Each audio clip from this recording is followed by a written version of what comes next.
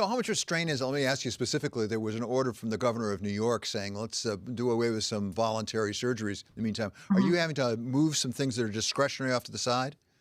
We're doing everything we can not to at this point. I certainly understand the governor of New York's viewpoint in this, and we had done that at times previously. What we had seen were some negative downstream effects from that. So we're doing everything we can at this point to keep all elective procedures and all preventative care as up and running as possible. I have to ask, how are your people doing? How are the doctors? How are the nurses in particular? We've heard a lot of stories of nurses really facing some burnout and really understaffed because it's hard to get the people to recruit the new people that you need.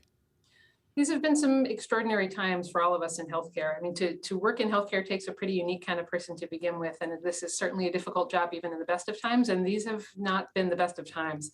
I'm privileged to work with some truly extraordinary people here in Rhode Island who have just done amazing things day after day. It takes an incredible amount of strength, but this has been an overwhelming time. It's been a stressful time. It's been a scary time, to be honest. So we certainly are seeing the effects of burnout. We certainly are seeing the effects of staff shortages and resource shortages on the staff here. So as you look forward to Omicron, maybe that's not the right way to put it, look forward to it, but anticipate it at least, because a lot of people are saying sooner or later it's going to get here. We don't know exactly what the clinical consequences of that will be, as I understand it, how bad it might be. But give us a sense of the vaccination rates in Rhode Island. How are you doing? I understand you're up toward the top of the pack. We are. We're very proud of that. Our state has done a tremendous job in getting folks vaccinated here. We certainly are very proud of that. Even so, we're seeing still a lot of unvaccinated people and some vaccine resistance. But, you know, the bigger concern to me is not just what's going on here, but what's going on across the globe. I mean, I think Omicron has really shown a light on this. It's coming out of Southern Africa, where the vaccination rates are much lower. I spent some time working in Burundi in sub-Saharan Africa, where right now the vaccine rate is less than 0.1%.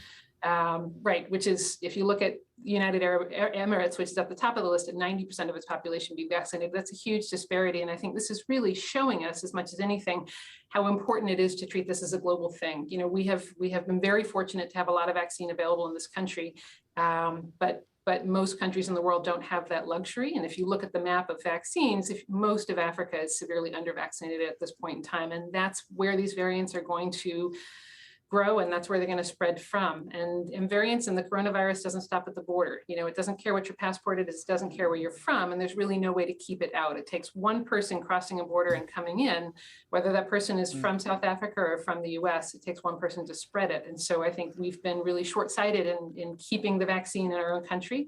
And not spreading it as much as we really should be doing throughout the world. A really important point, but I want to push it a little bit, given your experience in sub-Saharan Africa, which is it's not enough to just get the vaccine. You have to get it in people's arms. We had Dr. Albert Bourla from Pfizer on yesterday, who said South Africa actually at this point has asked them to stop shipping vaccine because they don't have the mechanism to get it into arms right now. Correct. Yeah, there are difficulties with transportation. There are difficulties with proper storage of the vaccine. There's a lot of infrastructure that's not there. You're right. It's not as simple as just shipping the vaccine there. We need to be shipping resources. We need to be sharing technology. We need to make sure there's an adequate supply of masks. There's a lot more than just spreading the vaccine there. This is a global issue, and the only way to stop it is with a global focus.